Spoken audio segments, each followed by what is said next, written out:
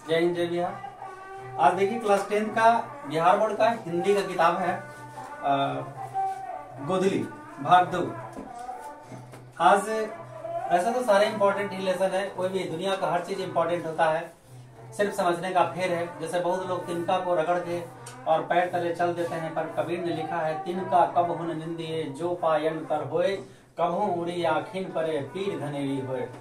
उनका कहना है कि एक तिनका का भी निंदा नहीं करना चाहिए जो हमारे पैर तर है, और वही तिनका उड़ करके अगर आंख में पड़ जाता है तो बड़ा प्यार आता है। आप समझ रहे हैं ना ये बात जो कहना चाहते हैं, ध्यान से समझिएगा। इसलिए दुनिया के हर जो प्रकृति में है वो सब चीज अपने आप में एक महत्वपूर्ण स्थान रखता है।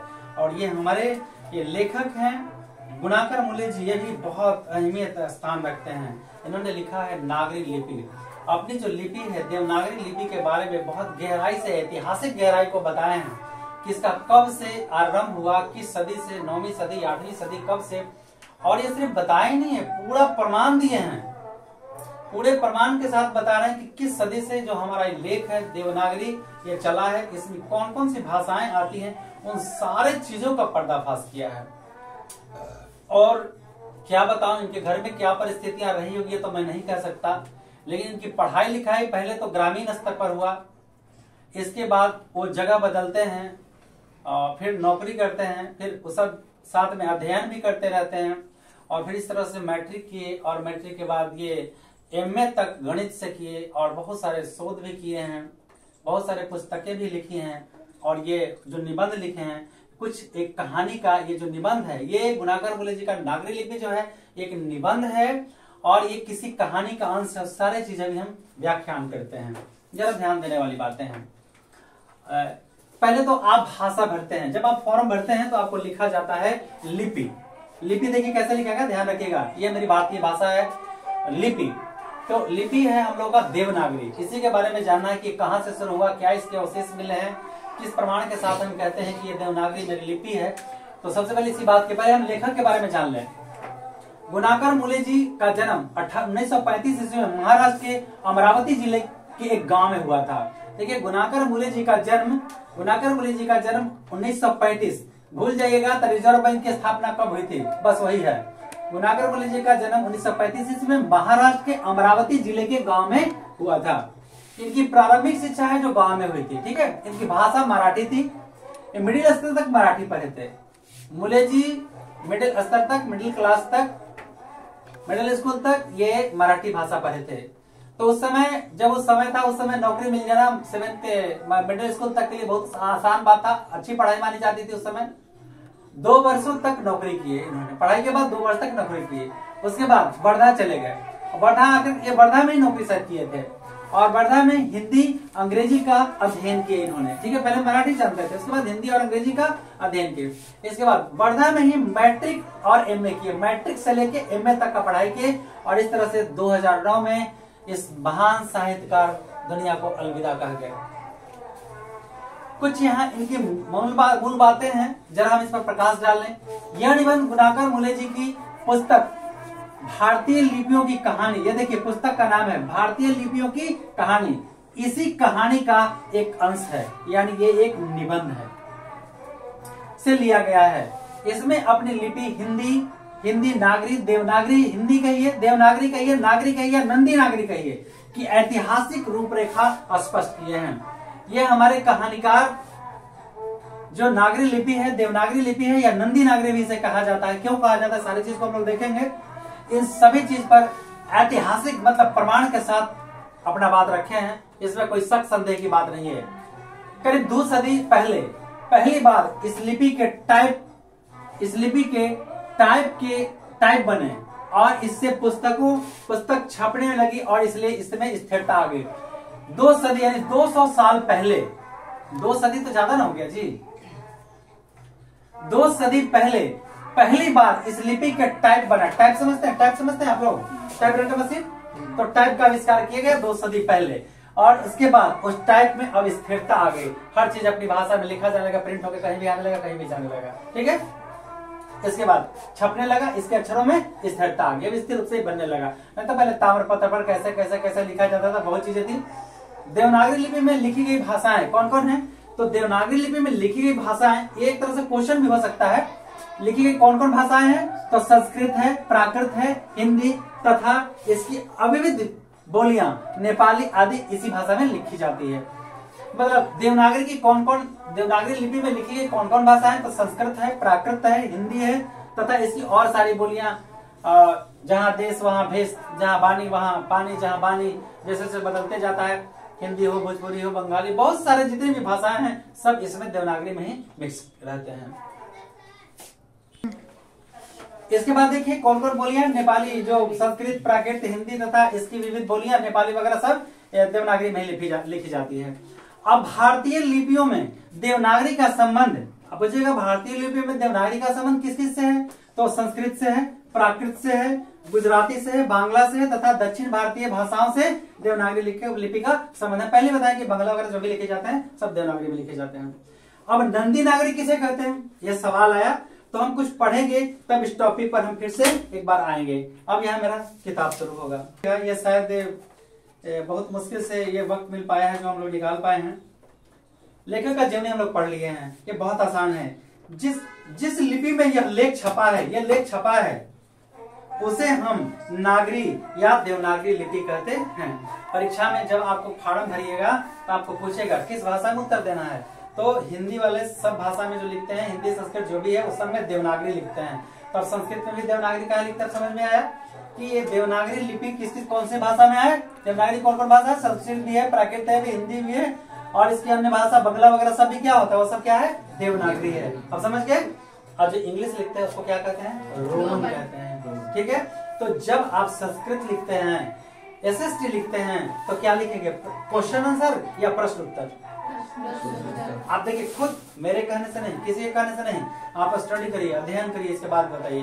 तो सब लिखते हैं क्वेश्चन, क्या दिक्कत है लिखने में? अब आप समझ गए, हर भाषा है, हम उस भाषा में अपनी लिपि में ही उत्तर देना चाहेंगे। लिखना चाहिए प्रश्न संख्या 1 2 3, फिर उत्तर संख्या उत्तर। समझ में आ गया? तो इस साफ कह रहा है कि जिस लिपि में यह पुस्तक छपी हुई है उसे हम नागरी या देवनागरी लिपि कहते हैं। करीब 2 सदी पहले पहली बार इस लिपि के टाइप बने और इससे पुस्तक छपने लगे। इसके लिए अक्षरों में स्थिरता है। कहा 2 सदी पहले टाइप बन गया, टाइप मशीन बना दिया गया, टाइप का आविष्कार कर लिया गया, लेटर का आविष्कार कर लिया गया और फिर से टाइप होने लगा, प्रिंट होने लगा और लेटर स्थिर हो गया। कैसे? सब एक किताब छपा हुआ है ना, अगर ऐसा 100 को किताब लिखना हो तो 100 आदमी लिखेगा तभी ना, लेकिन फट से प्रिंट निकला, टाइप लगा दिया और बाद पेपर लगाते जा रहे हैं, आते जा रहे, छपते जा रहे हैं, तो क्या आ गया? स्थिरता आ गई ना लिखावट में। हिंदी तथा इसकी विविध बोलियां देवनागरी लिपि में लिखी जाती है। हिंदी और इसकी विविध प्रकार की बोलियां, बांग्ला हुआ, तेलुगु तो भी पता नहीं क्या है, देखेंगे तो पता चलेगा, नेपाली भाषा हुआ, संस्कृत हुआ, अब हिंदी में भोजपुरी है, तरह तरह की भाषाएं बोली जाती है ना। तो इन सभी भाषाओं में, सभी भाषाएं कहाँ से लिया गया है? देवनागरी से लिया गया है। हिंदी तथा इसकी विविध बोलियां कैसे बोली जाती है? देवनागरी लिपि में बोली जाती है और लिखी जाती है। हमारे पड़ोसी देश नेपाल की नेपाली खसखुरा, नेपाली भाषा खसखुरा लिखा है। हमारे पड़ोसी देश की नेपाली खसखुरा या नेवारी भाषाएं भी इसी लिपि में लिखी जाती हैं, देवनागरी में लिखी जाती हैं। अब बोलेगा कि पड़ोसी देश की भाषा क्या है? खसखुरा। क्या है? खसखुरा या नेवारी भाषा, या खसखुरा या नेवारी भाषा। ऑब्जेक्टिव आ गया, नेपाल की भाषा है खसखुरा या नेवारी। नेवारी समझिए, नेवारी हम लोग क्या जो पुआ होता है, समझ लीजिए, याद हो गया। मराठी भाषा की लिपि देवनागरी, लीजिए लेखक जो पढ़े हैं वो मराठी भाषा का भी लिपि क्या लिखते हैं? उसको देवनागरी लिखते हैं। मराठी में सिर्फ यह एक अक्षर कुछ ऐसे लिखा हुआ है, इसमें फर्क होता है। मराठी का सिर्फ एक अक्षर, ये तो हम लोग ना पढ़ते हैं ना गणित की भाषा में, यही एगो फर्क है इसमें। अभी क्या होता है इसका मतलब, मराठी तो हम जानते नहीं कि हम आपको बता पाएंगे, या तो फिर गूगल से बात करना होगा, कभी कभी गूगल गलत भी बता देता है। भाषा इसी लिपि में लिखी जाती है। मराठी भाषा की लिपि देवनागरी है। मराठी भाषा में सिर्फ एक अतिरिक्त अक्षर है। हमने देखा है कि प्राचीन काल से, मतलब बहुत पहले, संस्कृत एवं प्राकृत भाषाओं में यह ध्वनि थी और इसके लिए अनेक अभिलेखों के अक्षर मिलता है। कहता है कि जो मराठी भाषा है वो संस्कृत में और प्राकृत भाषा में बहुत सारे चीज मिले हैं। देवनागरी लिपि के बारे में अब यहाँ एक सवाल उठता है कि सवाल पहला है कि कितने सदी पहले अक्षरों में स्थिरता आई? कितने सदी पहले अक्षरों में स्थिरता आई? करीब 2 सदी पहले पहली बार इस लिपि के टाइप बने और इस पुस्तक में लगा हुआ टाइप बस इसके लिए इसमें स्थिरता आई। कितने पहले? 2 सदी पहले। देवनागरी लिपि के बारे में एक और महत्वपूर्ण तथ्य है कि संसार में जहां भी संस्कृत प्राकृत की पुस्तकें प्रकाशित हुई, क्या गया? संस्कृत और प्राकृत, ये 2 पुस्तकें जहां तो पूरे विश्व में प्रकाशित हुआ है। ये कौन थे? एक विद्वान आए थे, किए थे और भाषण दिए थे। ये हमारे मैक्स मुलर जी तो विदेशी थे, वो भी आज इस भाषा के बारे में अच्छी तरह जाने और वहां भी इस भाषा का थोड़ा बहुत यूज किया जाता था। ठीक है। देवनागरी लिपि के बारे में एक और महत्वपूर्ण तथ्य है कि संसार में जहां पे भी संस्कृत प्राकृत की पुस्तकें प्रकाशित होती हैं, वे प्रायः देवनागरी लिपि में ही छापी जाती हैं।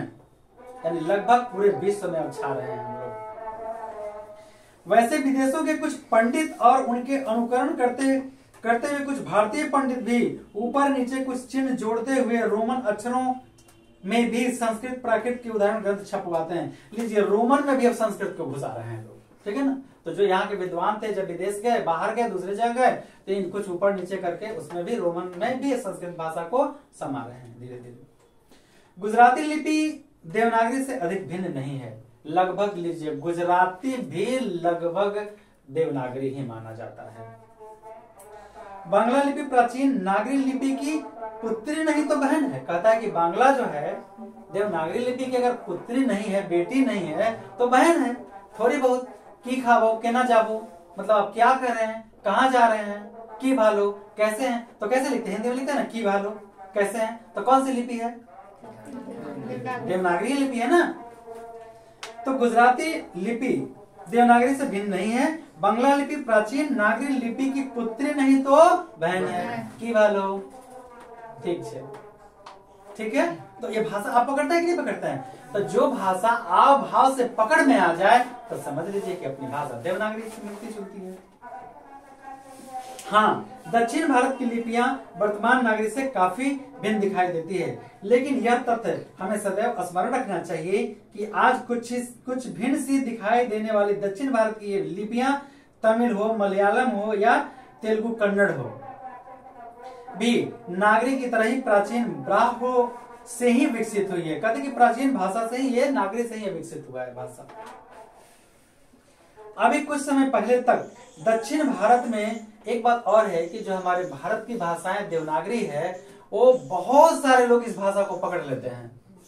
बहुत सारे विदेशी भी पकड़ लेते हैं लगभग भाषा को, चाइना हो या कहीं के भी। वो इतना आसान ये भाषा है, इतना मिठास लिए हुए भाषा में है। जैसे पटना में लोग बोलते हैं कहाँ जा रहे हो, तब मिथिला में बोलेगा हाँ केना जाई छे, प्यार आया कि नहीं आया?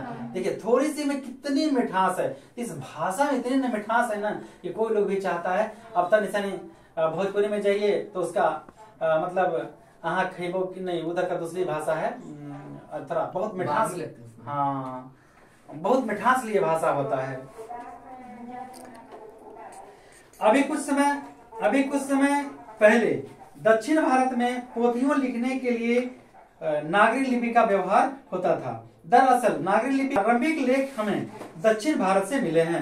अब प्रश्न आएगा, नागरी लिपि के अभिलेख कहाँ से मिले हैं?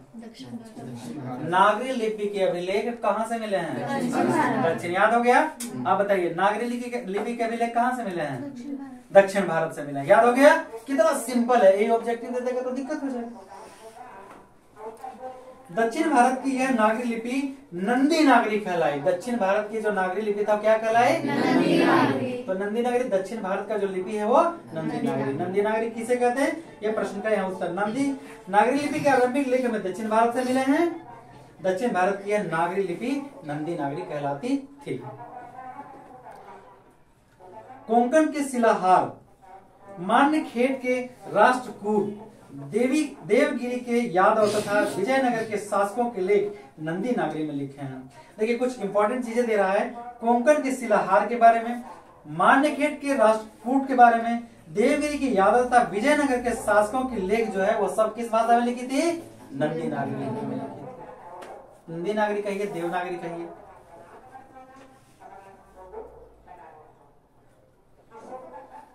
भारत में तमिल, मलयालम, दक्षिण भारत में तमिल, मलयालम और तेलुगु कन्नड़ लिपियों का स्वतंत्र विकास हो रहा था। फिर भी दक्षिण भारत में अनेक शासकों ने नागरी लिपि का इस्तेमाल किया। कुछ उदाहरण भी दिया हुआ, राजराज व राजेंद्र, राजराज या राजेंद्र जैसे प्रतापी चोड़ राजाओं, चोड़ मतलब चोड़ी घर वाला नहीं, चोड़ बल्कि सर्प वाला रहा है, चोड़ राजाओं 11वीं सदी की बात है कि सिक्के पर नागरी अक्षर देखने को मिलते हैं। अच्छा, आप जब हम लोग का सिक्का रहता है उसमें भारत लिखा हुआ रहता है ना, किस लिपि में है जी? सत्यमेव जयते किस लिपि में है जी? संस्कृत है, नागरी है ना। तो ये कह रहे हैं कि 11वीं सदी में, और भी पहले अभी कह रहे हैं कि 11वीं सदी में जो लिखा गया है वो देवनागरी में लिखा गया है। 11वीं सदी की बात बता रहे हैं अभी, और भी आगे मिलेगा। 12वीं सदी के केरल के शासक के सिक्कों पर वीर केरलस्य जैसे शब्द नागरी लिपि में लिखे हुए हैं। इसका पुराना सुदूर दक्षिण से प्राप्त वर्गुण का पालियम ताम्रपत्र, ये नाम बता रहा है कि बहुत पहले, बहुत दूर दक्षिण से प्राप्त वर्गुण का पालियम ताम्रपत्र, ताम्र माने तांबा होता है, तालपत्र माने तो तार का पत्ता, या ताम्र माने तांबा होता है। ताम्रपत्र पर 9वीं सदी में नागरी, यहां तो दिया 11वीं सदी, 12वीं सदी और ये 3 सदी को, 9वीं सदी में भी ताम्रपत्र पर नागरी लिपि लिखा हुआ है। ठीक है, इतना ही नहीं, श्रीलंका में पराक्रम बाहु, विजय बाहु, 12वीं सदी आदि शासकों के सिक्कों पर भी नागरी अक्षर देखने को मिलते। कहते और भी बता रहे इसके उदाहरण कि विजय बाहु, पराक्रम बाहु श्रीलंका में थे। इन लोगों जो शासक था, तो इस तरह से सिक्कों पर भी नागरी अक्षर विद्यमान है। इस तरह से जैसे कहता है राक्षस, लंका की बात आई तो राक्षस, तो क्या रावण राक्षस था? वो प्रवृत्ति से राक्षस था। हम लोग भी अगर ऐसा कर्म करेंगे तो प्रवृत्ति से राक्षस हैं। तो क्या लोग लंका दहन बनाते हैं, रावण को जलाते हैं, तो उस रावण को जलाना चाहिए कि पहले अंदर के रावण को जलाना चाहिए? अंदर के रावण को दहन कर देंगे, राम हो जाएंगे। रावण भी अंदर के रावण को दहन कर देता तो क्या हो जाता? राम। तो रावण कौन है? तराजू है आप लोग के पास तोलने के लिए? नहीं। जिसके पास धन का अहंकार हो, ज्ञान का अहंकार हो, ताकत का अहंकार हो, रावण है। चिन्ह गए? अब पहचान लीजिएगा। हाँ, हमको थोड़ा सा कम है तो देखिए रावण है। जिसके पास ये 3 चीजें होता है वो दिखाता नहीं, दिखाएगा थोड़ी मोड़ी, ज्यादा नहीं। देखिए दिखाता कौन है? जिसके पास कम रहता है, ताकत कम है तो आप फरिया लेंगे, है ना। धन थोड़ा देख ले, वो तरीके बात समझ रहे हैं ना। तो इस तरह से, तो अब रावण को, कहाँ के रावण को हटाना है? तो सिर्फ आप रावण को मत देखिए, पुरुषों में रावण को मत देखिए, सुपर्णखा को देखिए। हमको राम चाहिए। अरे राम को तुम चाहिए कि नहीं, भी तो बात जानो, है कि नहीं? तो फिर नाक कटेगा। नाक कटना मुहावरे का इज्जत जान, है ना। तो खैर छोड़िए, इसका संबंध थोड़ा सा था, बता दिए। श्रीलंका है इसलिए बता दिए। राक्षस के सिर नहीं होता है, प्रवृत्ति से राक्षस हो जाता है। दूसरी ओर उत्तर भारत में अल्पकाल के लिए इस्लामी शासन की नींव डालने वाले महमूद गजनवी, देखिए अब महमूद गजनवी कौन था? इस्लामी शासन का नींव डालने वाला था, इस्लामी शासक था। वो कौन? महमूद गजनवी। अल्पकाल के लिए 11वीं सदी के पूर्वार्ध में लाहौर के टकसाल में ढाले के उसके शासन काल में लाहौर के टकसाल में ढाले के चांदी के सिक्के पर भी नागरी लिपि के शब्द लिखे हुए हैं। महमूद गजनवी 12वीं सदी की बात बता रहा है, उस समय में भी नागरी लिपि में लिखा हुआ अवशेष है। और वो में बिल्कुल देखिए साफ कह रहा है कि जो इस्लामिक थे, इस्लामिक मतलब कि इस्लाम धर्म मानने वाले भी थे, वो भी नागरी लिपि, उर्दू भी तो लिखवा सकते थे, लेकिन क्या लिखवाए वो? नागरी। तो कहीं ना कहीं रहस्य बहुत बड़ा छिपा हुआ है। हम लोग 4 लाख इंग्लिश जान जाते थे, हाउ आर यू, तो उतना भी बाहर हो जाता। इन सब देखिए, मैं किसी भाषा की इंसल्ट नहीं करता, लेकिन जितना मेरा प्रिय हिंदी, आप कैसे हैं, कितनी नम्र से पूछते हैं, आप कैसे हैं, ऐसे बोलिए हाउ आर यू, मतलब कैसे, बात समझ रहे हैं ना। दोनों में प्यार किसमें आ रहा है? हिंदी। माई कहिए, आप मोम कहिए, और डेड कहिए, डेड मन मर गया, मोम मन ला। अब माई कहिए, माँ कहिए, कितना प्यार आता है। मैं किसी भाषा को अपमानित नहीं करता, मैं कहता हूँ पहले अपनी भाषा के रहस्य और रस को समझिए, अपनी भाषा के रहस्य को भी समझिए और उसके रस को भी समझिए। माई के दूधवा से भर के कोई मिठाई नहीं खेबा, वो अभागा बा जेकर घर में माई नहीं खेबा। तो जे जानी हिंदिया उहे न बुझी, जे ना जाने वो का बुझी। बंदर जाने आदि के सवाल। तो क्या बता रहा है, महमूद गजनवी 11वीं सदी के पूर्वार्ध में स्टार्ट में लाहौर के टकसाल में ढाले के चांदी के सिक्के पर भी नागरी लिपि के शब्द मिले हैं। इन सिक्कों पर एक तरफ फूफी लिपि में कलमा लिखी गई थी। फूफी लगता है कि उर्दू लफ्ज का ये शायद लिपि है। फूफी नहीं कूफी है, कूफी है, कूफी।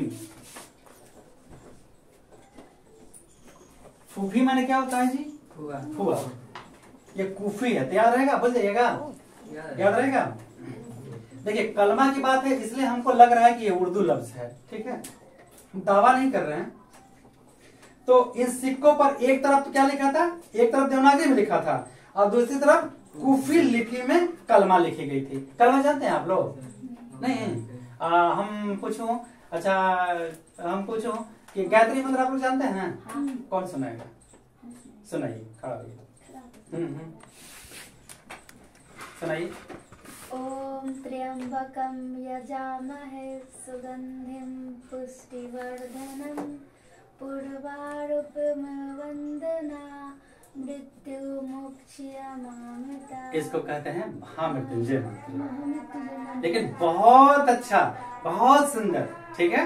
एक बार मेरे साथ इत्मीनान से कहिएगा आप क्या।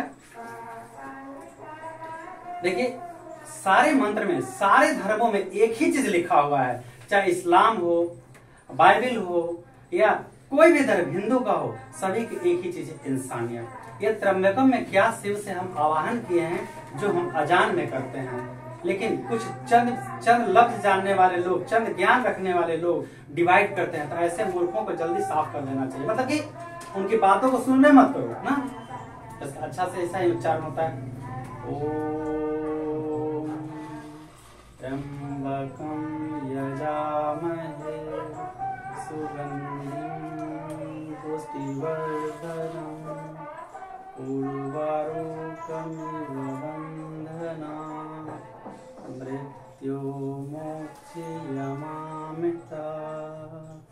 ओम शांति शांति शांति, विश्व शांति शांति शांति। हो गया ये हिंदू का। तो धर्म कुछ नहीं है, जैसे कलमा होता है। कलमा आप लोग जानते हैं? नहीं, एगो कहता सुनाते हैं हमको, एगो आता है तो एगो बताते हैं। उसका होता है ला इलाहा इल्लल्लाह मुहम्मदुर रसूलुल्लाह। या अल्लाह मुझे इतनी शक्ति दे कि दुनिया में नेक कर्म कर सकूं, दुनिया सुखी रहे, संपन्न रहे, किसी को कष्ट नहीं हो। मुझे ऐसी शक्ति दे कि दुनिया का भला कर सकूं, मुझे इतनी ताकत दे कि दुनिया का कल्याण कर सकूं। इसमें भी क्या कहा है मंत्र में, हमको मंत्र में, हे शिव मुझे शक्ति दे कि मैं माया मोह के बंधन से मुक्त हो जाऊं, नहीं कि मेरे बेटे को मार दिया तो तेरे को ही मारूंगा, नहीं, ठीक है। तो सारे धर्मों में एक ही चीज है। और जो नहीं जानता बेवकूफ। अब आम खइबे नहीं करेगा बंदर, मतलब क्या बोले, अंगूर खइबे नहीं करेगा तो बंदर क्या कहेगा, खट्टा है। वो लटकेगा ना पेड़ के डाले तो झोलेगा नीचे, तो नहीं खाता तो कहता कि खट्टा है, खैर छोड़िए। सभी धर्मों में एक और बच गया, वाहे गुरु जी की खालसा और वाहे गुरु जी की फतेह। यानी वाहे गुरु ही सत्य है, उसके नाम से सबकी जीत हो, सबका मंगल हो, यही उसका मतलब होता है। आया समझ में? तो ईसा मसीह ऐसे बोले कि दुनिया में किसी पर आरोप मत लगाओ जब तक तुम अपनी आंखों से ना देखो। आंखों से देखने पर भी गलतफहमियां हो सकती है। कभी किसी पर आरोप मत लगाओ, उसके मन को मत दुखाओ, क्योंकि तुम उसके गुनाहगार हो जिस पर तुमने उंगलियां उठाया है। सत्य है कौन? उस परवरदिगार के सिवा किसी ने देखा है? उस भगवान के सिवा किसी ने देखा है? ठीक है। लेकिन आज के लोग संकुचित विचार के हो गए, छोटा सोच रखने वाले हो गए हैं। खैर चलिए अब आगे। इन सिक्कों पर एक तरफ कूफी लिपि में कलमा अंकित है तो दूसरी तरफ नागरी लिपि में अंकित है। अव्यक्तमेकम मोहम्मद अवतार निप्रति महमूद, ऐसा लिखा हुआ है। ये सिक्के 1028 ईस्वी में शुरू किए गए थे। जो महमूद गजनवी का सिक्का था कब शुरू हुआ था? 1028 ईस्वी में। स्मरण है कि लगभग इसी समय के दक्षिण के चोड़ राजाओं के सिक्कों पर भी नागरी लिपि में लिखे गए शब्द देखने को मिले हैं। तो कितना इतिहास मेरा पुराना है नागरी लिपि का। अभी और देखिए, महमूद गजनवी के बाद के मोहम्मद गोरी, अलाउद्दीन खिलजी, शेर शाह आदि शासकों ने भी अपने सिक्के पर नागरी शब्द लिखवाए थे, यानी खुदवाए थे। बादशाह अकबर ने ऐसा सिक्का चलाया था कि जिस पर राम सीता के करते थे। बताइए, लोग हिंदू मुस्लिम के नाम पर लड़ते हैं, उन जाहिलों को कौन समझाए? अकबर कोई बेवकूफ तो नहीं था, अकबर बादशाह था। उसने राम, अरे राम भी यही है, अल्लाह भी वही है, सिर्फ नजरिया अलग अलग है सोचने का, है ना। अगर 4 बच्चे एक हॉस्पिटल में जन्म ले ले, चारों को मम्मी को हम पता नहीं चले तो कौन मुस्लिम, कौन हिंदू, कौन मुस्लिम, कौन सिख, कौन ईसाई, किसी को पता नहीं। रोड पर कोई दुर्घटनाग्रस्त हो गया तो कौन हिंदू, कौन मुस्लिम, डॉक्टर हिंदू है मुस्लिम है, कभी पूछा है? तो हम जैसे जाहिल लोग कहते हिंदू हो, मुस्लिम हो, यादव हो, राजपूत हो, भूमिहार हो, बेवकूफ। आए हैं पुराने में, जाएंगे नए में लिपट कर, और ज्यादा क्या चाहिए, समझ में नहीं आता है। बादशाह अकबर ने ऐसा सिक्का चलाया था जिस पर राम सीता की आकृति है और नागरी लिपि में रामसीय शब्द लिखा हुआ है। रामसीय शब्द लिखा हुआ है किस चीज पर? सिक्का पर। उत्तर भारत में मेवाड़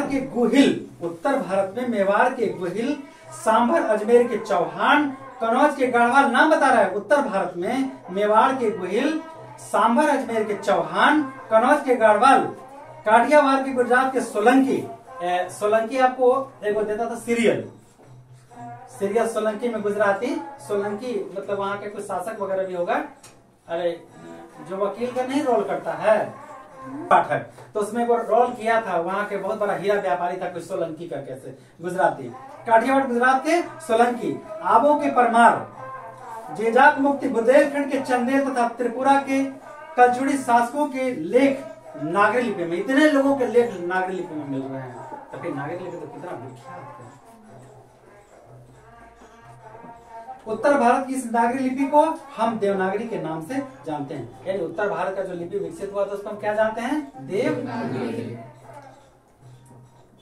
जरा यहाँ कुछ सवाल है देवनागरी के बारे में। शायद नंदी नागरी किसे कहते हैं? नंदी नागरी किसे कहते हैं? किस प्रसंग में लेखक ने इसका उल्लेख किया? दक्षिण भारत की आरंभिक लिपि नागरी को ही नंदी नागरी कहते हैं। दक्षिण भारत की आरंभिक लिपि को ही हम क्या कहते हैं? नंदी नागरी कहते हैं। अभी हम लोग पढ़े थे ना। लेखक इसका उल्लेख इसलिए कहा क्योंकि नागरी लिपि के आरंभिक लेख हमें दक्षिण भारत से ही मिला है। कोंकण के शिलाहार, अभी बताएं, मांडखेड़ के राष्ट्रकूट, देवगिरी के यादव तथा विजयनगर के राजाओं के लेखों की लिपि नंदी नागरी में ही थी। ठीक है। उपयुक्त जानकारी से स्पष्ट हो जाता है कि ईसा की 8वीं-9वीं सदी से नागरी लिपि का प्रचलन सारे देश में। ईसा के बारे में कहा, ईसा के समय 8वीं और 9वीं सदी में से नागरी लिपि के प्रचलन सारे देश में हो गया था। यह एक सार्वदेशिक लिपि है। तो सार्वदेशिक लिपि इसकी कब से शुरुआत हुई थी? लिपि की कब से शुरुआत हुई थी? ईसा की 8वीं और 9वीं सदी से नागरी लिपि का प्रचलन हो गया था। यह एक सार्वदेशिक लिपि है, मतलब सभी देश में जानने वाली ये भाषाएं हैं। गुप्त काल की ब्राह्मी लिपि, गुप्त काल की एक और लिपि का नाम है ब्राह्मी लिपि, तथा बाद की सिद्धम लिपि, फिर वो सिद्धम लिपि भी है कि अक्षरों के सिरों पर छोटी आरी लकीरों या छोटे कोण तिकोण होते हैं। लेकिन नागरी लिपि की मुख्य पहचान है कि इसके अक्षरों के सिरों पर पूरी लकीर बन जाती है। इसलिए कहते हैं कि पूरा लाइनवा देके लिखिएगा, तो कहते हैं कि बिना दिल ही लिखेंगे और नंबरवा के काट देते हैं। अब कोनो दे देता है नंबरवा तो मक्खन लगाता है ना। तो लिखने का सही तरीका क्या है? देखिए, कब कहा कि जब तक हम उस पर पाई नहीं देते हैं तब तक मेरा नागरी लिपि पूरा नहीं होता। हम बोल रहे हैं मेरी इतनी औकात है कि हम बोल दें, तब लिखिएगा ना माथा बांध के। ये माथा बांध के नहीं लिखने के लिए हम बोल रहे हैं। ये माथा केस खुला रहा है, लेकिन अक्षर का माथा बांध के लिखना है, क्योंकि सारे अक्षर इसमें टच करते हैं। जैसे लिखा इसमें टच कर रहा है नहीं ना, लेकिन इस भाषा में सारे अक्षर यहां से लाइन से टच कर जाते हैं। गुप्त काल की ब्राह्मी लिपि तथा बाद की सिद्धम लिपि के अक्षरों के सिरों पर छोटी लकीर या छोटे ठोस त्रिकोण बनते हैं। लेकिन नागरी लिपि की मुख्य पहचान यह है कि इसके अक्षरों में सिरों पर पूरी लकीर बन जाती है और ये सिरों रेखाएं उतनी ही लंबी रहती है जितनी की अक्षरों की चौड़ाई होती है। जहां तक ये लिखेंगे वहीं तक नहीं जाएंगे। हाँ, कुछ लेखों के अक्षरों के सिरों पर अब भी कहीं कहीं तिकोन दिखाई देते हैं। दूसरी स्पष्ट विशेषता यह है कि इस प्राचीन नागरी के अक्षर आधुनिक नगर से मिलते जुलते हैं और इन्हें आसानी से थोड़ी अभ्यास के बाद पढ़ा जा सकता है। हम बता चुके हैं कि दक्षिण भारत से नागरी यानी नंदी नागरी, पहले बताया ना कि नंदी नागरी कहां से आया, दक्षिण भारत से आया है। हम बता चुके हैं कि दक्षिण भारत से नंदी नागरी लिपि के लेख 8वीं सदी से मिलने लगे थे। कब से मिलने लगे थे नंदी नागरी के लेख? 8वीं सदी से पहले आए। और ये कहां से आए थे? दक्षिण भारत से आए थे। अब याद हो गया। लेकिन यह नहीं कह सकते हैं कि अमुक निश्चित समय में ही नागरी लिपि की शुरुआत, मतलब समय काल निश्चित नहीं है, हमको 8वीं सदी तक मिल पाया है। नागरी जैसे अक्षर कुछ पुराने लेखों में दिखाई देते हैं और पुरानी शैली के कुछ अक्षर नागरी लेखों में भी दिखाई देते हैं। जरा सोचिए, ये लेखक कितना मेहनत किए होंगे, कितनी पुस्तकें जुटाई होंगी, कितनी लेख जुटाए होंगे, कितनी पोथियां जुटाई होंगी इसको खोजने के लिए। ठीक है ना? कैसे 1/x के पावर -2 और 1/x के पावर -2 जानने के लिए गणित में अगर हम जानना चाहते हैं 1/x के पावर -2 तो इसके लिए हमको क्या क्या पढ़ना पड़ेगा। डिवाइड में जाता है तो माइनस क्यों होता है, कैसे होता है, घटा के देखेंगे, पावर कम में से बेसी को घटा के देखेंगे, माइनस में तब न जानेंगे। तो इसी तरह से कितने पुरातत्व की ये छानबीन किए होंगे तब जाके पहुंचे 8वीं सदी, 12वीं सदी, 11वीं सदी, 8वीं सदी, 9वीं सदी, तब 8वीं सदी में आके खोजे हैं। कितना कठिन परिश्रम किए होंगे। और हम लोग पढ़ने में कहते हैं लेखक कुछ लिखबे नहीं किया, पता नहीं आलतू फालतू का लिख देता है, पढ़ाने में नहीं करता तो आलतू फालतू लिख देता है।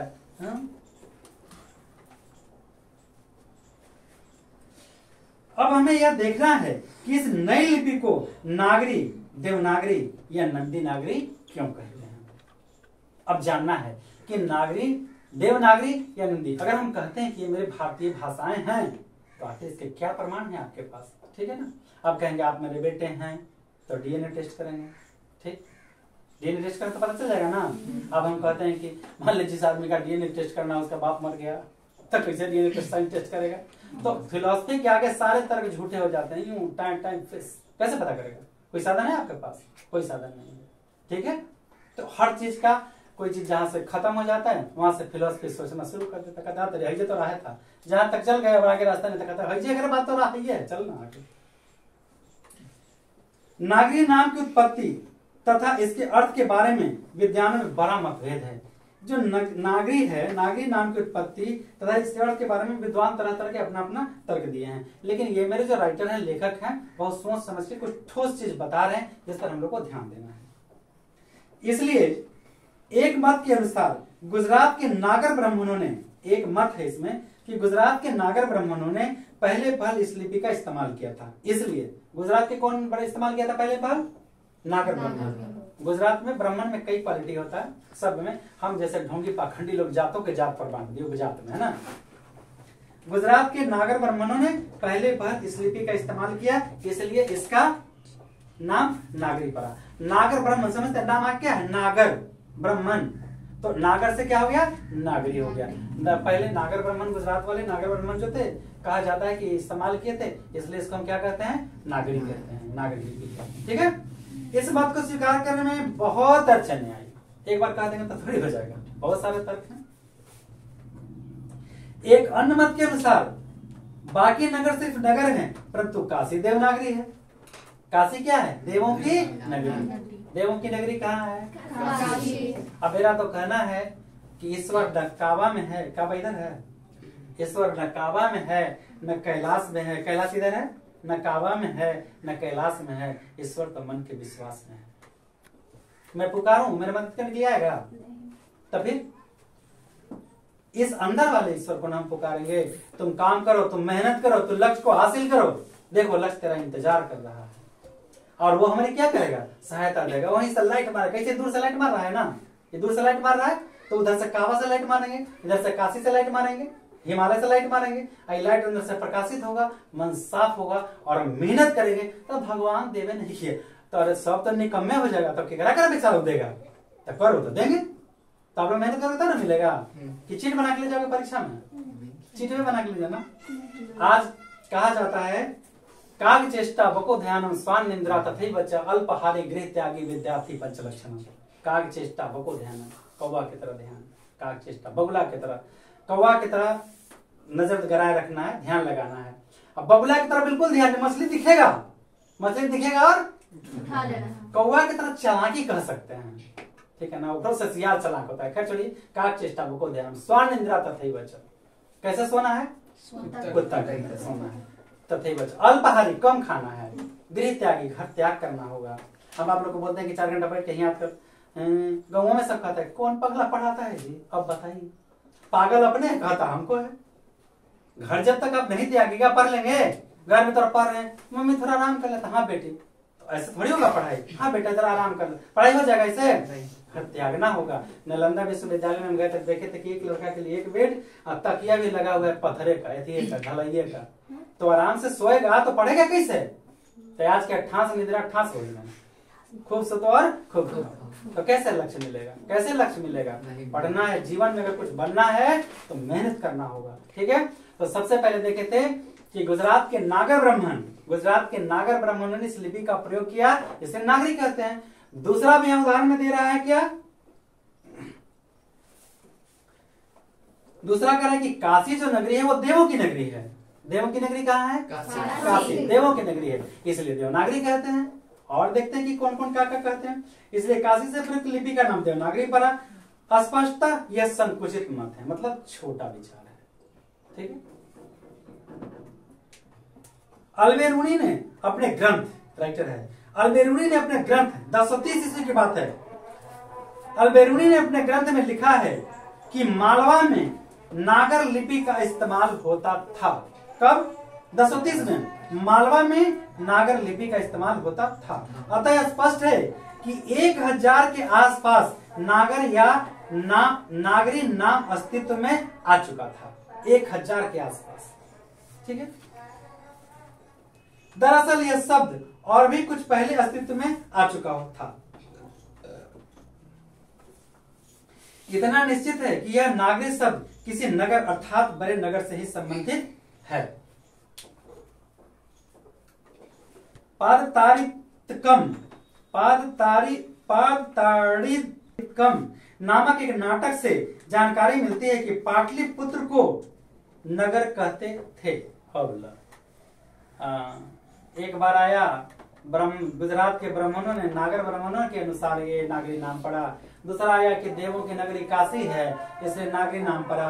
और तीसरा शब्द एक बार है कि पटना को भी हम थोड़े करें, मेरी कितनी औकात है। नागरी शब्द किसी नगर अर्थात बड़े नगर से संबंध रखता है। पादताड़ितकम नामक एक नाटक से जानकारी मिलती है कि पाटलिपुत्र पटना को नगर कहते थे।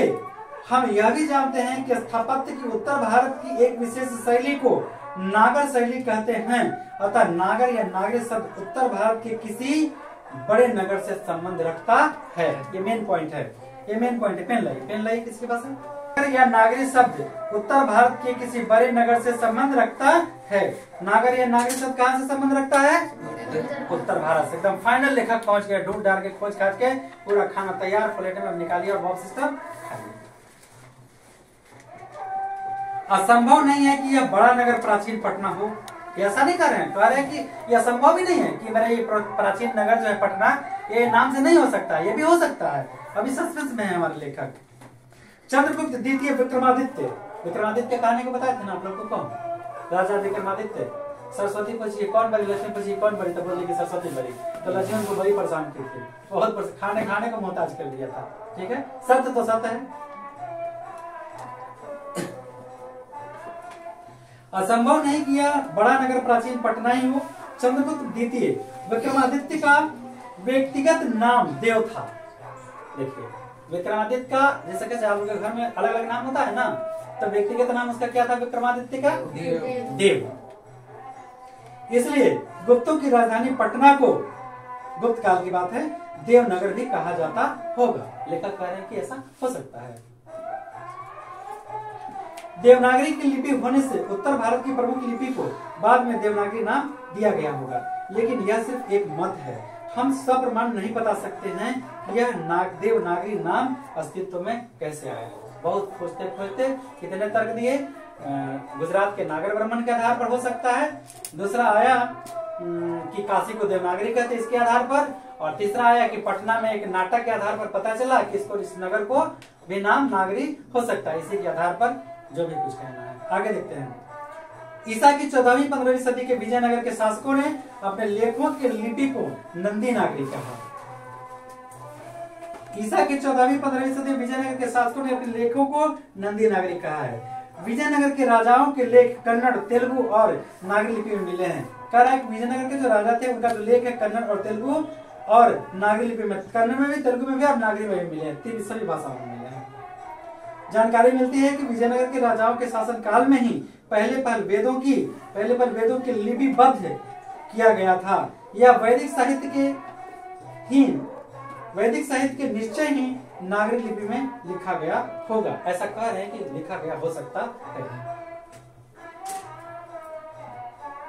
विद्वानों का यह मत है कि वाकटकों और राष्ट्रकूटों के समय के महाराष्ट्र के प्रसिद्ध नंदीनगर, आधुनिक में उसका नाम है नांदेड़, को लिपि होने के कारण इसका नाम नंदी नागरी पड़ा हुआ। कितने तर्क दिए देखिए। लेकिन इसे नामकरण के इस झंझट में अधिक नहीं पड़ना चाहिए। यह किसी नगर विशेष की लिपि नहीं थी। अभिकार है कि झंझट में मत पड़िए। ये सब तो चर्चा कर दिया, जहां जहां जो जैसे जैसे लिखा था, गुजरात के बारे में, पटना के बारे में, और कहाँ के बारे में, और कहाँ के बारे में, काशी के बारे में जो भी कहा गया था वो सब, विक्रमादित्य के बारे में जो भी कहा गया तो सब हो गया। लेकिन स्पष्ट रूप से निष्कर्ष पर पहुंच गए। कहीं की सब झमेला को छोड़िए।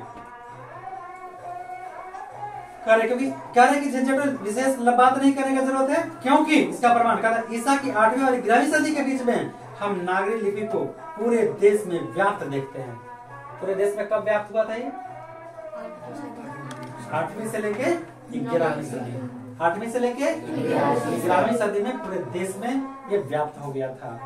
ठीक है, लिपि को पूरे देश में व्याप्त देखते हैं। उस समय यह एक सार्वदेशिक लिपि थी। प्रश्न हो सकता है, देखिए तो देखते हैं। चलिए आगे देखिए। ये थोड़ा इंपॉर्टेंट क्वेश्चन है आपका। प्रश्न संख्या 10 का उत्तर है। प्रश्न संख्या 10 में आपको लिखा है नागरी लिपि कब सार्वदेशिक हुई। यही उत्तर है। ईसा के 8वीं 11वीं सदी में इस नागरी लिपि को पूरे देश में व्याप्त देखते हैं। उस समय यह एक सार्वदेशिक लिपि हो गई थी। अगला, देश भर में नागरी लिपि के बहुत सारे लेख मिले हैं, यही इसका प्रमाण है। अब आगे देखते हैं। इस नागरी लिपि के उदय के साथ भारतीय इतिहास में व संस्कृति के नए युग की शुरुआत हो गई। इस नागरी लिपि के उदय के साथ ही भारतीय इतिहास में और संस्कृति के नया युग का प्रारंभ हो गया, क्योंकि प्रिंट आ गया। भारत इस्लाम के संपर्क में आता है और बाद में 13वीं सदी में इस्लामी शासकों का शासन आरंभ होता है। नए संप्रदाय अस्तित्व में आते हैं। भारतीय समाज एवं बहुत से संप्रदायों को एक व्यापक नाम मिलता है, हिंदू समाज एवं हिंदू धर्म। नागरी लिपि के साथ साथ अनेक प्रादेशिक भाषाएं भी जन्म लेती हैं। 8वीं 9वीं सदी आरंभिक हिंदी का साहित्य मिलने लगता है। हिंदी के आदि कवि सरहदपाद 8वीं सदी में के दोहा कोश की तिब्बत से जो हस्तलिपि मिली है वह 10वीं 11वीं सदी के लिपि में लिखी गई है। मतलब सीधे ही कहें कि किस भाषा में लिखी गई है? देवनागरी में लिखी गई है। नेपाल से और भारत के जैन भंडारों से भी इस काल की बहुत सारी हस्तलिपियां मिली है। इसी काल में भारतीय आर्य भाषा परिवार की आधुनिक भाषाएं मराठी, बंगला आदि का जन्म ले रही है। इसी समय से इन भाषाओं के लेख भी मिलने लग जाते हैं। दक्षिण भारत की द्रविड़ भाषा परिवार की भाषा में विशेषतः तमिल भाषा अधिक प्राचीन है, लेकिन इन भाषाओं के लेख भी इसी समय से मिलने लगे हैं। इन भाषाओं के लिए दक्षिण भारत में विकसित ब्राह्मी लिपि का कुछ स्वतंत्र विकास हो रहा था, परंतु दक्षिण भारत का नागरी लिपि का भी खूब व्यवहार था। दरअसल नागरी के आरंभिक लेख हमें विंध्य पर्वत के नीचे के दक्षिण प्रदेश से मिलते हैं। देखिए ध्यान से, नागरी के आरंभिक लेख मतलब शुरू का लेख कहाँ से मिलता है? विंध्य पर्वत के नीचे के दक्षिण प्रदेश से मिलते हैं। कहाँ से मिलते हैं? विंध्य पर्वत के दक्षिण। अनेक विद्वानों का मत है कि दक्षिण भारत में नागरी लिपि का प्राचीनतम लेख राष्ट्रकूट राजा दंती दुर्ग का समांगढ़ दान पत्र 754 ईस्वी में है। दंती दुर्ग ने ही राष्ट्रकूट शासन की नींव डाली थी। ये राष्ट्रकूट शासक मूलतः कर्नाटक के रहने वाले थे और इनकी मातृभाषा कन्नड़ थी, परंतु ये खाना बदोश विदर्भ में बस गए थे। दंती दुर्ग के बाद उसका चाचा कृष्ण प्रथम राष्ट्रकूटों की गद्दी पर बैठा। इसी कृष्ण के शासन काल में एलोरा प्राचीन वेरुल के अनुपम कैलाश मंदिर पहाड़ को काट कर बनाया गया। कृष्ण के कुछ लेख भी मिले हैं। 9वीं सदी में अमोघ वर्ष एक प्रख्यात राष्ट्रकूट राजा हुआ।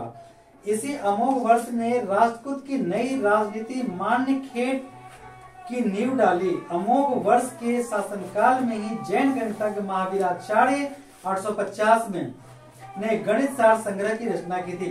यानी लगभग 8वीं सदी क्लियर हो रहा है जो हमारा भाषा मिला था देवनागरी। ये सब प्रमाण दे रहे हैं कि कहां से कैसे कैसे हुआ है। ईसा की 8वीं सदी से पश्चिम महाराष्ट्र के कोंकण प्रदेश के शिलाहारों का राज्य स्थापित हो गया था। 11वीं सदी में इनकी एक शाखा का राज्य कोल्हापुर सतारा प्रदेश भी स्थापित हो गया था। इन्हीं शिलाहारों में अनेक नागरी के लेख मिले। देखिए कहाँ मिला है? ईसा की 8वीं सदी में पश्चिम महाराष्ट्र के कोंकण प्रदेश में शिलाहारों के राज्य स्थापित हो गया था। 11वीं सदी में इनकी एक शाखा का राज्य कोल्हापुर सतारा प्रदेश भी स्थापित हो गया था। इन्हीं शिलाहारों के अनेक नागरी लिपि में लेख मिलते हैं। यानी साफ कहा है कि 8वीं सदी में अगर रखा गया होगा तभी 9वीं और 10वीं सदी 11वीं सदी में हम उसका अवशेष मिल रहा है। अगर नहीं रखा होगा तो कैसे मिलेगा? अगर मेरी दादी माँ सोने का सिक्का गार रखी होगी तब ना कवारेंगे तो मिलेगा। प्याज वाला सिक्का मिलेगा, वही अल्मुनिया वाला है कि नहीं? यानी फाइनल 8वीं सदी। 11वीं सदी में नागरी लिपि में प्राचीन मराठी भाषा के लेख मिलने लगे थे। 11वीं सदी में नागरी लिपि में प्राचीन मराठी भाषा के लेख मिलने लगे थे। यानी 11वीं सदी में हम हिंदी में कन्वर्ट कर दिए थे मराठी भाषा। अच्छी कुलाबा जिला में शिलाहार शासक केसी देव प्रथम का एक शिलालेख 1012 ईस्वी में मिला जो संस्कृत मराठी भाषाओं में है। आप जानते हैं कि संस्कृत मेरा कौन सा है? देवनागरी लिपि है और इसकी लिपि नागरी है। परंतु दिव्य आगर यानी रत्नागिरी जिला ताम्रपट्ट पूर्णतः मराठी में लिखी है। एक वो बता रहा है कि मराठी में लिखा हुआ है। इसे मराठी का अध्यालेख माना जाता है। नागरी लिपि में लिखा गया यह ताम्रपट्ट 1060 ईस्वी का है। तो कहता है कि नागरी लिपि में जो लिखा गया है वो 1060, तब 9वीं जब पहले मिल गया 8वीं तब 1060 तो वो।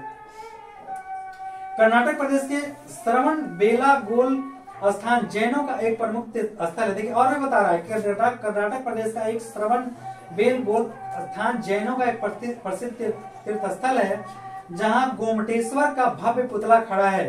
इस स्थान में विविध भाषाओं और लिपियों के अनेक लेख मिले हैं। यह है श्री गंगेराज सुताले कर विलय श्री गंगा राजा के परकोटा बनवाया। एक अन्य नागरी लेख में लिखा है श्री चामुंड राजे करवेले। देखिए तो हिंदी में लिखा है ना ये भाषा। क्या लिखा है उसमें? कहा? कर्नाटक प्रदेश के श्रवण बेलागोला स्थान पर लिखा है श्री चामुंड राजे करविलय। देवनागरी में है। ये लेख दक्षिणी शैली की नागरी लिपि में है। देवगिरी के यादव राजाओं के नागरी लिपि में बहुत सारे लेख मिलते हैं।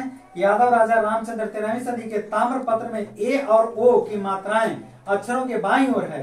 कल्याण के पश्चिमी चालुक्य के नरेशों के लेख भी नागरी लिपि में मिलते हैं। मतलब लेखक हमारे नागरी लिपि को खोजते खोजते आज कईवीं सदी से 8वीं सदी तक पहुंच गए। कहां तक? उड़ीसा मतलब कलिंग प्रदेश। कलिंग कहाँ है? कलिंग युद्ध का नाम सुना है ना? कहाँ है? उड़ीसा में। उड़ीसा में ब्राही की एक विशेष शैली कलिंग लिपि का अस्तित्व था, परंतु गंग वंश के कुछ शासकों के लेख नागरी लिपि में मिलते हैं। कहीं जाते हैं घूमने के लिए तो कुछ ऐसा शिलालेख लिखा हुआ रहता है, मतलब पत्थर पर, शिला माने पत्थर, लेख माने लिखा हुआ, तो कुछ ऐसा लिखा हुआ रहता है, लगता है कि हिंदी आप पढ़े जाते हैं टाइम नहीं ना पढ़ सकते हैं। तरह तरह की भाषाएं हैं। नागरी लिपि के लेख न केवल पश्चिमी तथा पूर्व भारत से बल्कि सुदूर दक्षिण भारत में भी मिले हैं। दक्षिण भारत के पांड्य प्रदेश में राजा वर्गुण के पर ये ताम्रपत्र मिले हैं। प्रथम ताम्रपत्र तमिल में शुरू होता है, परंतु इसकी दूसरी ओर नागरी लिपि। एक ओर तो तमिल है, लेकिन दूसरी ओर क्या है? नागरी लिपि।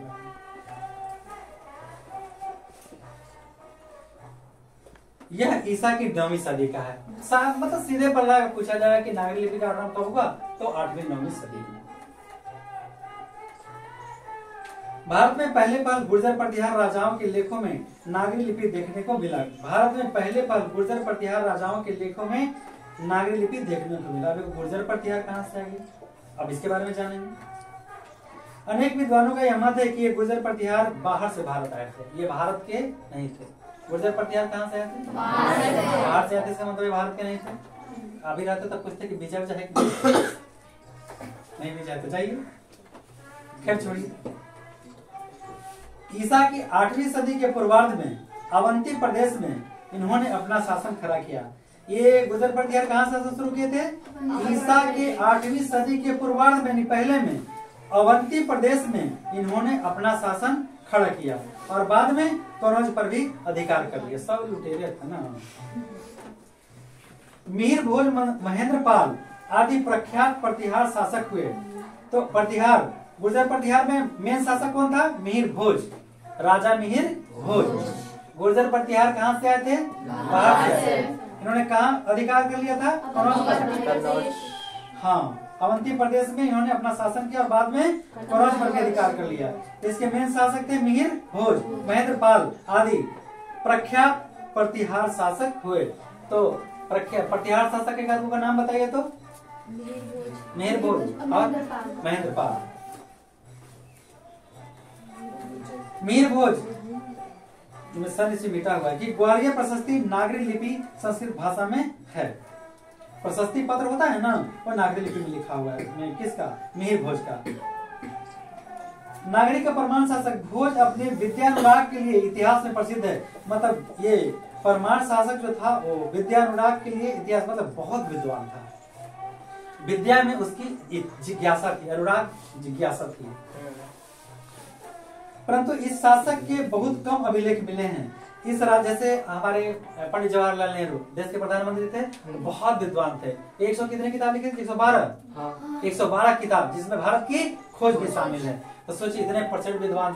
शायद ये दावा मैं नहीं करता हूँ, इंदिरा गांधी भी पता नहीं 20 से अधिक भाषाएं जानती थी, लेकिन जानना और प्रयोग में लाना अलग चीज एक होता था। वो मतलब कि पंडित जी तो विदेश में भाई बहुत अमीर घराने के थे, वकील तो पैसा से। उनके बड़े बेटा भी वकील थे, नंदलाल जी। उनकी मृत्यु के बाद जैसे मिलता सारा वकील किसको मिल गया? मोतीलाल जी को मिल गया। अब पैसा एकदम पानी की तरह बह के आने लगा। तो काफी अमीर घराने से नेहरू जी थे। विदेश जाके अच्छे स्कूल में, हायर स्कूल में पढ़े और फिर ट्रिनिटी कॉलेज में, मतलब दुनिया के विख्यात स्कूल में पढ़े। तो ऐसे से % विद्वान। खैर छोड़िए, हम लोग कहाँ चले गए थे जी? हाँ, ये जो राजा जो थे क्या था? विद्यानुराग। तो मतलब ऐसा शब्द है कि बोलना पड़ा। परंतु इस शासक के बहुत कम अभिलेख मिले हैं। इन राजा के बंसवाड़ा और बेतमा दान पत्र क्रमशः कोंकण विजय तथा कोंकण विजय पर्व के अवसरों पर दिए गए हैं। बेतमा इंदौर के समीप है। दान पत्र 1020 ईस्वी का है। हमने इन्हीं आरंभिक नागरी लेखों को संक्षिप्त चर्चा की जो देश के विभिन्न भागों में मिले हैं। 12वीं सदी के बाद हम उत्तर भारत के सभी हिंदू शासकों को देवनागरी लिपि का इस्तेमाल करते हुए देखें। कहता कि 12वीं सदी में पूर्ण रूप से आ गया था भारत में। हमने यह देखा है कि कुछ इस्लामी शासकों ने भी अपने सिक्कों पर नागरी लेख अंकित किए हैं। इस तरह से कुछ सवाल हैं जिनके उत्तर हम लोग विचार को देख लें। देवनागरी के अक्षरों में स्थिरता कैसे आई थी? तो देवनागरी के अक्षरों में स्थिरता करीब 2 सदी पहले पहली बार इस लिपि के टाइप बने और इस पुस्तक छपने लगा, इसलिए इसमें क्या आ गई? स्थिरता आ गई। दूसरा सवाल है आपका, देवनागरी लिपि में कौन कौन सी भाषाएं लिखी जाती हैं? संस्कृत, प्राकृत। देवनागरी लिपि में लिखी गई भाषाएं संस्कृत, प्राकृत भाषा, हिंदी तथा इसकी विविध बोलियां नेपाली आदि लिखी जाती है। तीसरा प्रश्न है, लेखक ने किन भारतीय लिपियों में देवनागरी शब्द का संबंध बताया है? भारतीय लिपियों में देवनागरी का संबंध बताया संस्कृत, प्राकृत, गुजराती, बांग्ला तथा दक्षिण भारतीय भाषाओं में देवनागरी लिपि से संबंध बताया है। नंबर 4 बहुत इंपॉर्टेंट, इज इंपॉर्टेंट। नंदी नागरी किसे कहते हैं? किस प्रसंग में लेखक ने इसका उल्लेख किया है? चलिए, दक्षिण भारत की आरंभिक लिपि नागरी को ही नंदी नागरी कहते हैं। लेखक ने इसका उल्लेख इसलिए कहा है क्योंकि नागरी लिपि के आरंभिक लेख हमें दक्षिण भारत से ही मिले हैं। कोंकण के शिलाहार, मान्यखेट के राजपूत, देवगिरी के यादव तथा विजयनगर के राजाओं के लेखों के लिपि में नंदी नागरी ही थी। ठीक है, इसके बाद क्वेश्चन है गुर्जर प्रतिहार कौन थे? बहुत इंपॉर्टेंट है। गुर्जर प्रतिहार बाहर से भारत आए थे। कहां से आए थे? बाहर से। ईसा की 8वीं सदी के पूर्वार्ध में इन्होंने अपने अवंती प्रदेश पर अपना अधिकार जमाने के बाद इन्होंने कनौज पर भी अधिकार कर लिया। इसका पहला राजा कौन था गुर्जर का? मिहिर भोज। और दूसरा महेंद्रपाल। तो ये ऑब्जेक्टिव में सवाल आ सकता है, इसे अच्छा से पढ़ लेंगे। एक एक नंबर जुटाना है, क्योंकि जब आप कंपटीशन में जाएंगे तो 0.001 में, पॉइंट मतलब हजारों में से एक आप चुने जाइएगा। तो मैट्रिक का एक अंक बहुत इंपॉर्टेंट है और एक अंक के लिए हम लोग को लड़ना है। जानते हैं, बताइए हमारे देश में कितनी बेरोजगारियां हैं? अभी आंकड़ा बताया कि शिक्षित बेरोजगार। शिक्षित बेरोजगार क्या चीज है? लक्ष्य को आप पाए नहीं, ठीक से पढ़े नहीं, मेहनत किए नहीं, नौकरी नहीं मिला। बहुत सारे काम है। नौकरी से ज्यादा पैसा कमाना, पैसा कमाना नहीं, पैसा के साथ साथ प्यार कमाना होता है। तो उद्देश्य क्या होना चाहिए? तो मेहनत से पढ़ाई करिए, अपने लक्ष्य तक पहुंचिए, अच्छे से अच्छे अंक लाइए और आपके पास नॉलेज होना चाहिए। देखिए, नॉलेज के लिए हमने लेसन का लेसन पढ़ाया। अब आपका कर्म है, हमने अपना कर्म कर दिया, आप अपना कर्म करिए और हम मिलजुल के करेंगे और फिर हम अपने क्षेत्र का नाम अच्छा करेंगे। तो अच्छा करने के लिए नहीं पढ़ना है हम लोगों को, अपने ज्ञान के लिए पढ़ना है, ताकि इस ज्ञान का सही इस्तेमाल करें और ये इस पर आरोप नहीं लगाएं, उस पर आरोप नहीं लगाएं। ठीक है, चलिए इसी के साथ समाप्त करते हैं। जय हिंद, जय बिहार।